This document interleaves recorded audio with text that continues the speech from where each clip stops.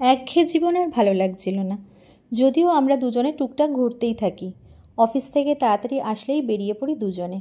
তবুও একটা লং ব্রেকের দরকার ছিল, তাই আমরা সমস্ত কাজের ছুটি নিয়ে বেরিয়ে পড়েছিলাম দুজনে ঘুরতে। স্বামী স্ত্রী হিসেবে বিয়ের পর সবাই যে হানিমুনে যায়, আমরা আবার এই হানিমুন শব্দটাই বিশ্বাসী নই।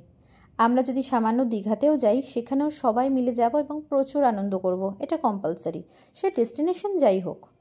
ঘোরার প্ল্যানটা অনেক দিনের ছিল, শুধু বরের অফিস ছুটির অপেক্ষা করছিলাম। আর আমার কাছে যখন প্রথম জানতে চায় আমি কোথায় ঘুরতে যেতে চাই, সবার প্রথম দিল্লির কথাই মাথায় আসে। ভালোবাসার মানুষ বলে কথা, ভালোবাসার শহরের কথা তো মাথায় আসবেই। যাই হোক, দিল্লিতে পৌঁছে প্রচুর গরম পেয়েছি, মানে সিদ্ধ হয়ে যাচ্ছিলাম just. So actually AC room আর এসি কার ছাড়া সবটাই অসম্ভব ছিল। সব জায়গায় গিয়ে আমার শুধু একটাই কথা মনে হয়, কত সুন্দর আমাদের এই পৃথিবীটা, রাস্তাঘাট সমস্ত কিছু ভীষণ সুন্দর। অ্যাকচুয়ালি ঘুরতে যেতে সবারই ভালো লাগে।